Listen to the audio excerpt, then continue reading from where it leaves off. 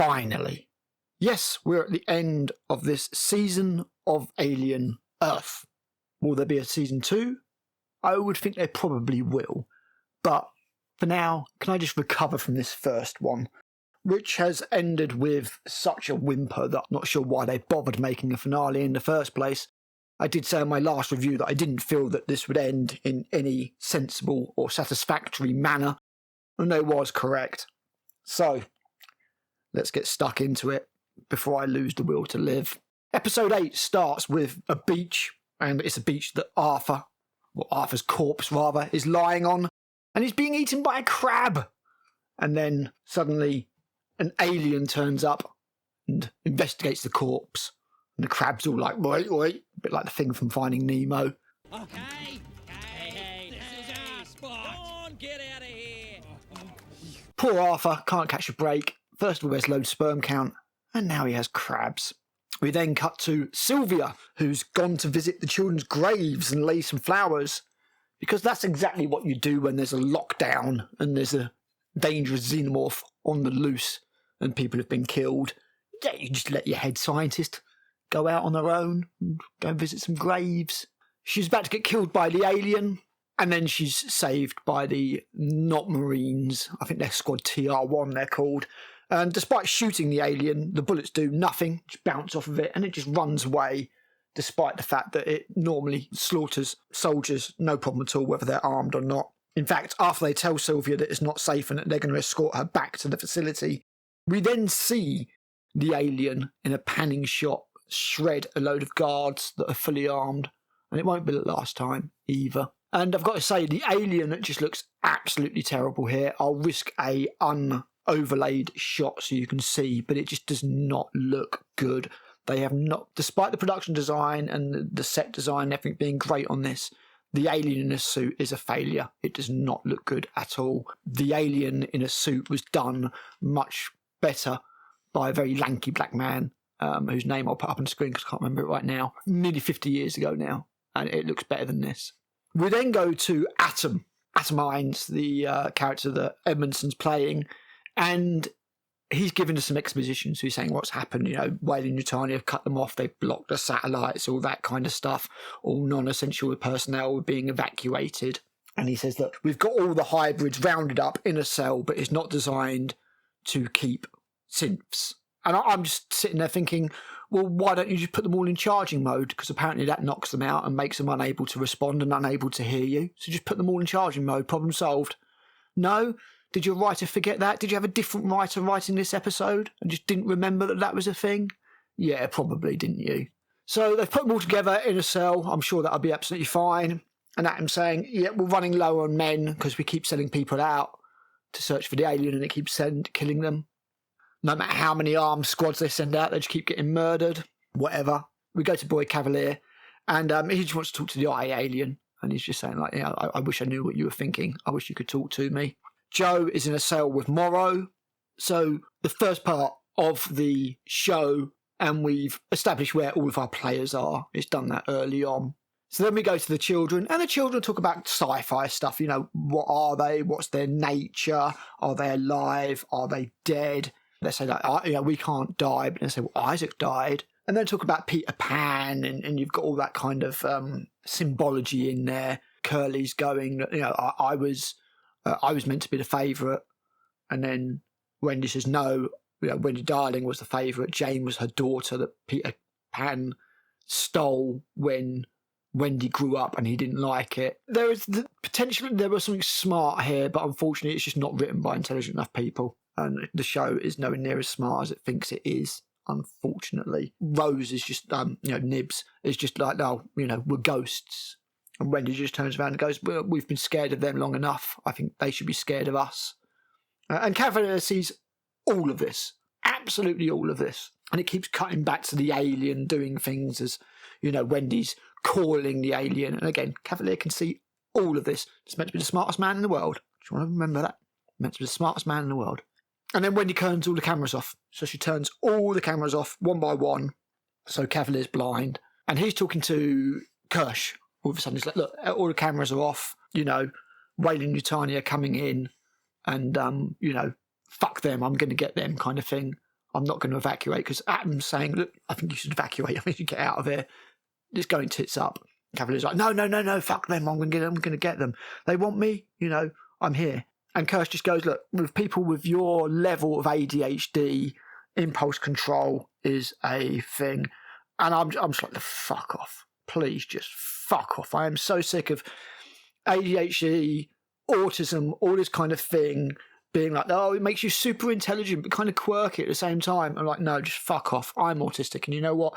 It makes me slightly more intelligent than maybe the average, but it gives you crippling communication problems. It's not some superpower. Stop making it some superpower and fuck off. I am so sick of it. Predator did it, made autism the next level of human evolution. And now this one, it's like, yeah, this ADHD guy is like a trillionaire and really smart, but he's fucking moron. Anyway, Cavalier tells the guard to go find Adam and basically reboot everything to make it all work again. And he's just saying to the sheep, look, I'm going to feed you somebody weak. Because he said to the guard, oh, do you like your eyes?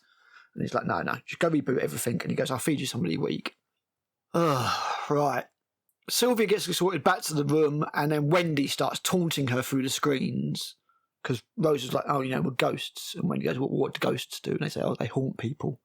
So the kids are just being little twats, basically. So she's taunting Sylvia through the screens, and Sylvia's smashing the screens, and Sylvia's on the edge at this point. She's not doing well. So we go back to Joe and Morrow briefly, and we can see that Morrow is sort of, he's got a metal thing over his cyborg arm.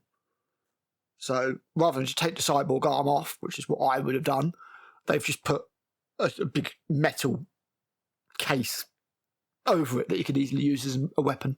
We then go to Squad TR1, and they're saying, we need to get to the big armory. We need to get to the armory and get the big guns so we can deal with this threat. And it cuts to the spray dude, who's still spraying the walls, who's been there the whole season. Sorry, man.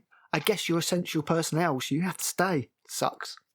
And suddenly a lift turns up without them calling it. So they all get on the lift, although one of them's a bit apprehensive. And once they get on the lift, it stops, and then it says it's going to self-destruct. Why would you have a self-destruct built into a lift? What kind of person would put a self-destruct on a lift and not put a kill switch on some androids that he's just created that could potentially kill him?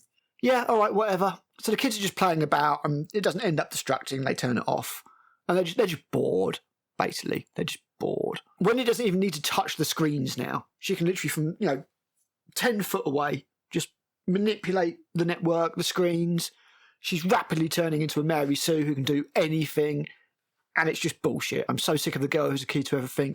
It's an overplayed and worn out trope by now, and it can just go to hell. I'm just sick of it. So Wendy's having conflicted feelings about Joe, and she's speaking to the other children. She's like, look, I don't know if I can trust Joe. He's sided with them. And I think it's Smee says, look, he was stopping people from getting killed. So what Wendy does is Wendy lets Joe out. Again, completely randomly. She just, through a screen, she can apparently see Joe. She's just turned so she can see Joe. She unlocks the door, and Morrow batters the shit out of the guard. Joe stops him from killing him. And then Morrow says, look, you better go get those kids because I'm about to burn this place to the ground. But Morrow doesn't burn the place to the ground. What he does is he actually goes to find Kirsch. And he's going to shoot Kirsch. And Kirsch shoots him first, but misses. And then they have a fight. And it's a pretty cool fight, actually. It's probably one of the best scenes in the entire series, I would say. Really cool. Synth on Cyborg. Neither of them can really get the upper hand. Kirsch is doing pretty well. Timothy Oliphant is doing really well as a synth here. Fighting in a very synth-like way. I really like it.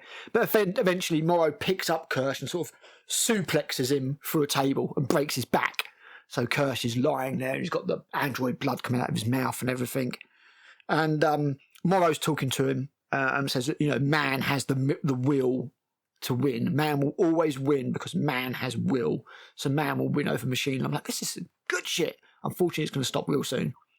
Because then what happens is, while they were fighting, there was a shot that shattered one of the cages. Because those cages, you wouldn't make that glass bulletproof. Why would you do that? No, it's only got one of the most dangerous aliens in the world on it. So it's shattered and the alien escapes. And this distracts Morrow. And Kirsch uses the opportunity to trip Morrow, and even though he's paralysed, like from the waist down, kind of he can't move, he puts Morrow in a sleeper hold and knocks him out. And that's the end of that scene. That's a pretty cool scene. So Cavalier goes to see the children. And as this happens, we get a cutaway, and you get loads of these throughout the episode, showing the alien going through a convenient, open, unguarded pipe, which will lead to the secure facility. Yeah, okay, whatever. Cavalier's standing there, and Wendy opens the door in front of him. So he knows that she can do this stuff. She literally opens the door wide in front of him. He steps inside the cage, and he starts giving us a load of exposition about his childhood. My daddy was a drunk. And I'm not even kidding. That's what he says. My daddy was a drunk. And then he says that he invented his first synth at 6 and got the synth to kill his dad. And then the synth became his new daddy.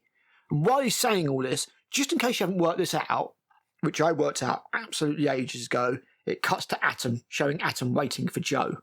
Because I worked out Atom's a synth absolutely ages ago. Like a long, long time ago. It was quite obvious that Atom was going to be a synth.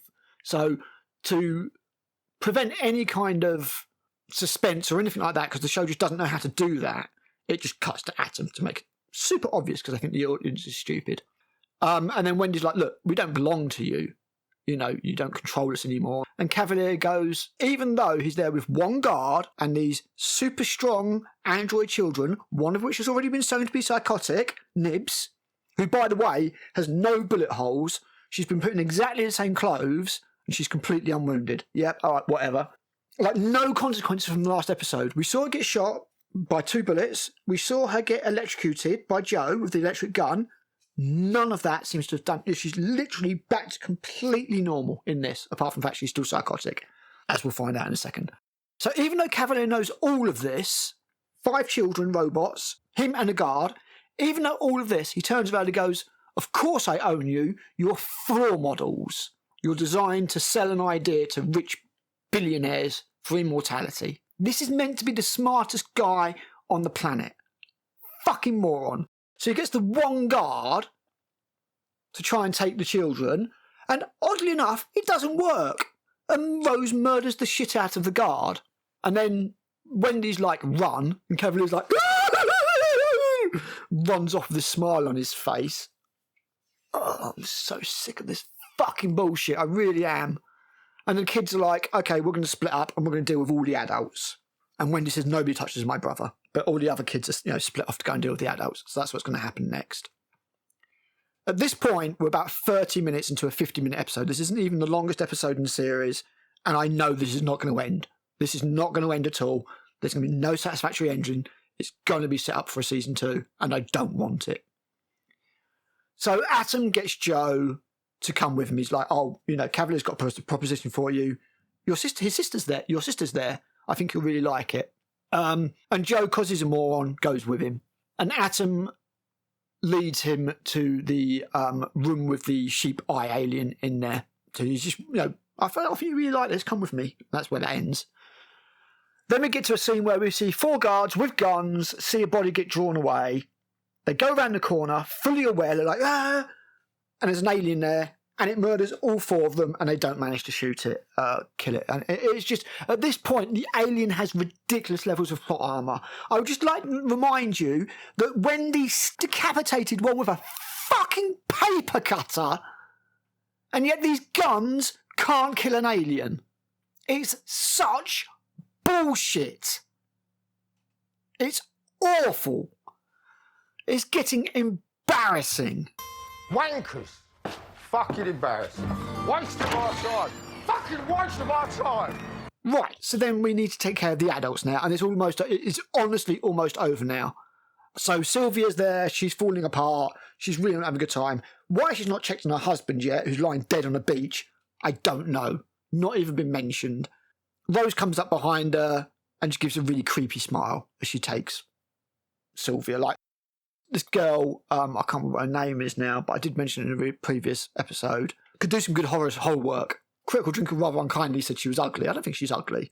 But she could do some horror work with that creepy smile, for sure. The boys, Smee and Slightly, fucking hell, go to where Kirsch and Morrow are, and Kirsch is like, look, tie him up quickly before he comes round, but they tie up Kirsch instead. Morrow comes too, and Arush is like, I didn't hurt your mum, and Arush is like, don't care, grabs a canister, smacks Morrow in the face. Morrow should be dead by now. He should be dead by now, but he's not. He's just knocked out. They then cut to Atom and Joe, and Atom leads him to the room, and Joe goes in. Even though he should be able to see that the cage is open, but once he's in there, he's like, oh shit, the cage is open, turns around, the sheep's there, and the sheep's like, "Rrr," and the eyeball starts coming out of the sheep. And Joe realises just how absolutely fucked he is. But to be fair, he doesn't do a smart thing. He gets in the cage and holds the handle because the eyeball's trying to open the handle because the eyeball's smart. But the eyeball just goes around the back, goes into the feeder section, tilts that over, and then he's in the cage with Joe. Joe gets out of the cage. The eyeball gets on him, but Joe's holding it off with his hands. It's like all over his arms and everything. Joe's fighting as much as he can because he's a complete pussy. And then just before he's about to get eyeballed, Wendy smashes through the side through a convenient bit of glass and bats the eyeball away. It's at this point that Atom comes in, and Joe's grabbed like a metal hand or something off of the side of the desk to finish off the eye alien, as it were. And Atom just pushes him over onto the floor, and Joe's out.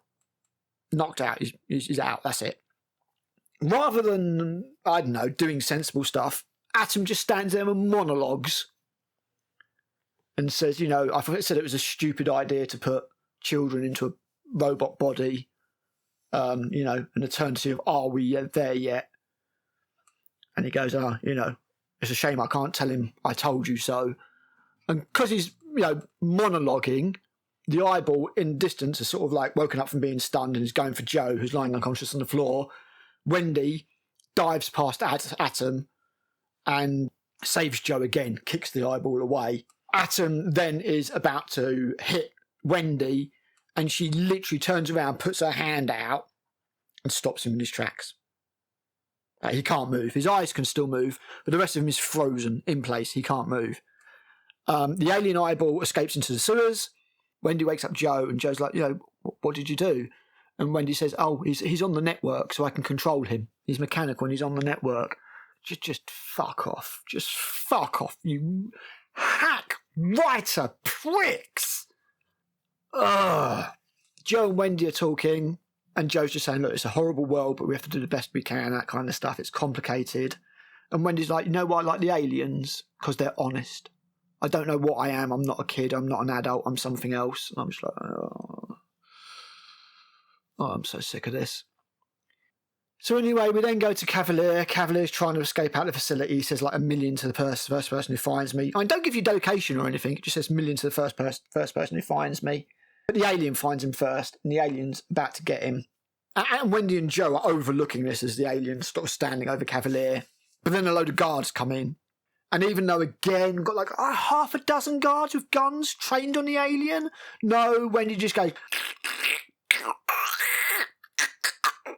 And the alien, no, bulletproof again, tears through all of the guards, murders them all, and that's that, because it's a pet alien, and it's bullshit, and it's crap. Joe then knocks out Cavalier, and then we cut to the team, the security team, like the ones, who are in the lift. And rather than going to the army, which is where they said they were going to get guns, because that's a smart thing to do, they've gone to the lab. Don't know why they've gone to the lab. They've gone to the lab. And because they're complete idiots and they don't check anything, the black leader woman gets ambushed and killed by the plant type alien, the one that we haven't really seen do anything yet. Just, it's above her, and she just looks up, and it is comedy worthy. The look on her face, she's like, uh-oh, and then gets grabbed by it. And then as she gets grabbed by it, she fires her gun and kills 2 of the other squad, leaving just 1. I'm not even kidding. And he's just standing there. He's like, oh, I don't know what to do. I don't know. Shoot it. It's not moving. It's just swallowed your friend and is crushing her to death, your squad leader. Just shoot the root or shoot it or whatever. But no. And then Curly comes up behind him with a canister, and that's him out for the count. Oh, fuck this show, seriously. And before, like, while they're sweeping the room, he's like, stay frosty. Oh, fuck off. We cut back to Arthur, and Arthur's on the beach, and the eyeball alien is there. Even though this is apparently a great big huge island, and there's loads of other things that the eyeball could have got into, plenty of corpses, plenty of live security guards and stuff, plenty of corpses, plenty of people about. It's gone all the way back to the beach in no time at all, like literally teleported again, and takes over Arthur's corpse that's minus quite a few organs and bits of it. So he gets a new eyeball, jerks up like a zombie. This show, but it is very nearly over. It is very, very nearly over. We then cut to Wayne and Yutani, who are going to the island with a full assault force. Yeah, okay. Don't know why all this didn't happen in the first place. Don't know why any of this is happening now. Completely pointless. There's 5 minutes left of the episode. This is where it's ending. So our final scene is we go to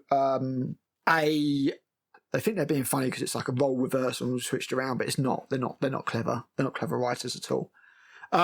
We switch to the cell, but rather than the hybrids being in there, all the adults are in there, and Kirsch is on there lying on his back all broken, and Sylvia's there and all that kind of stuff. And then we get more Peter Pan bullshit where Wendy's like, "You're not Peter Pan, you're just a mean man. You've always been a mean man." They go to leave the adults in the cell, and the other kids come around, and they're like, "What do we do now?" And Wendy's just like, "Now we rule, like a queen, like an alien queen." And then it kicks off with Pearl Jam, and then the show's over finally, and it can go fuck itself. It can go fuck itself forever. This show is the biggest piece of shit ever. I mean, in all honesty, this particular episode probably didn't have quite as many issues because it didn't do anything, but it had enough, lockdown, but Sylvia goes to visit the graves. Like, she's let her just wander around. Yeah, whatever.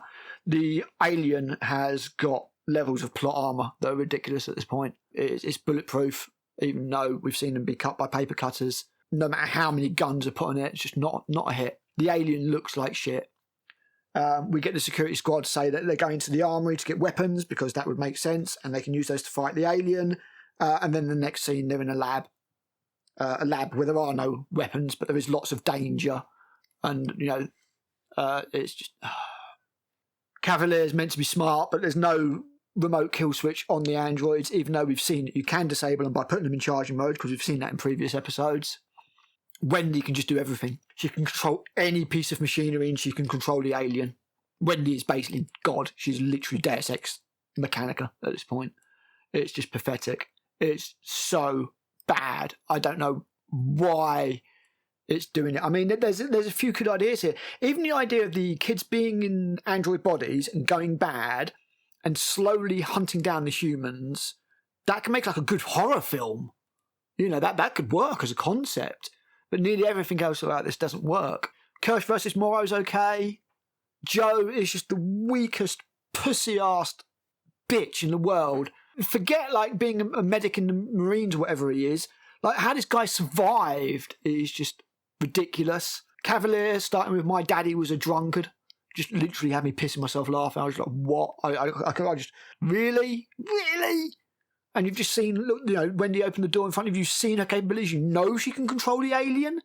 And at the end, after all the aliens are in the cage, like the alien and the baby alien, because there's a baby alien now from the chest burst from last episode, both come around and Wendy can control them both. And it's just, this is just bullshit. Cavalier can see these children can do all this stuff and still calls them floor models, still insults them, still has no intelligence at all. It's just bullshit. It's so bad. Yeah, and after all that, there's a nothing burger ending. It will get a second season, but if it hadn't, that would be it. And you would just have to excise it from your memory, as I do with most of Star Trek. Just make it non-canon. Just make it non-canon. I mean, to be fair, Prometheus have already done a good job of wrecking the alien creature, the origins of the alien and everything like that. We didn't know that they could have just been biomechanical creatures. In Aliens, they're acting like bees or ants with the social hive and all that kind of stuff. That could have all been out. We didn't need to know any of that shit in the past. Ridley Scott, went senile and did all that stuff. And although there has been no black goo in this, they reserved that for Romulus. For the record, this makes Romulus look half decent.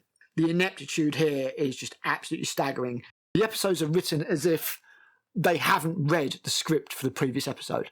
That's the only way I can describe it. And unfortunately, as much as I'd like to put the fault on the writers who seem to have written one episode each, it's not really their fault, because it's Noah Hawley's job as the showrunner to make this work. He hasn't.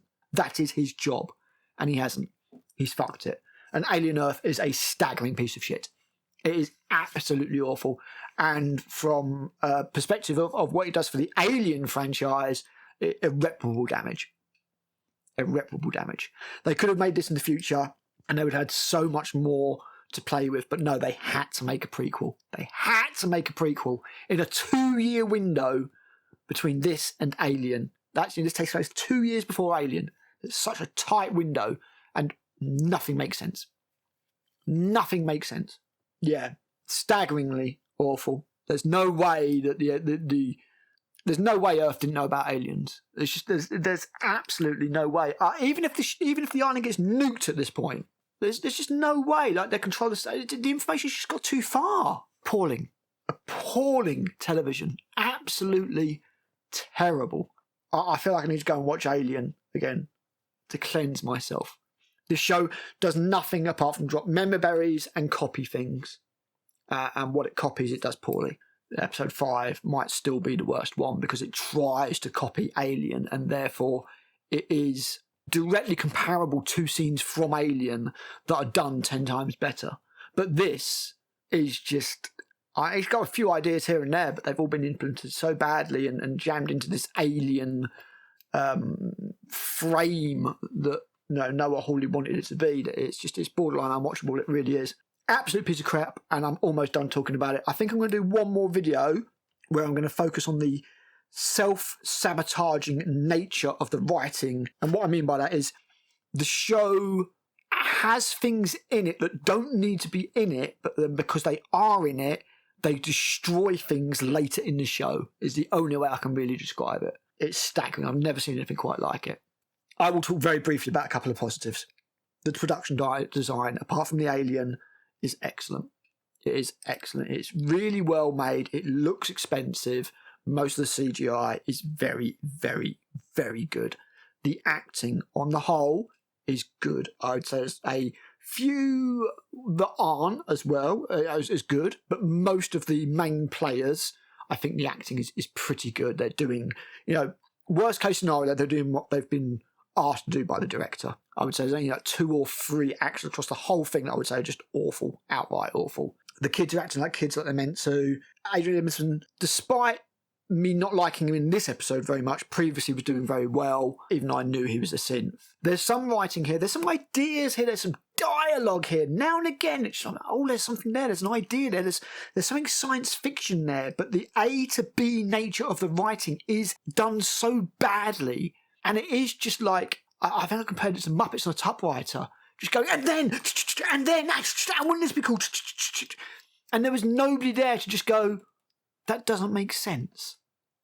How did this happen? And if you thought about it for 2 seconds, and if Noah Hawley had done his job, then you'd be like, no, that doesn't make sense. We need to take that out. Because we've said this previously, so therefore, we say A, so B cannot happen. It won't work that way. We need to change A to something else to allow B to happen. It's like, and because of that, there's non sequitur. There's the nonsensical nature of the plot, and it's such a shame. There was so much potential here, all squandered, all wasted. I feel sorry for the actors. I feel particularly sorry for anybody who worked in the production design. It's all the writer's fault, but unfortunately beyond that, it is Noah Hawley's fault. And although there are some people who are enamoured with this and think it's good, there were people who thought Romulus was good, and I'm sorry it's not. But it's better than this. This makes Romulus look half decent. I'm done talking about this shit now. As I said, maybe one more video to come on the self-sabotaging nature. I'm not sure if I can bring myself to talk about it anymore. But for now, I'm done. I'm out of here. And this is Critical signing off. Wankers. Fucking embarrassing. Waste of our time. Fucking waste of our time.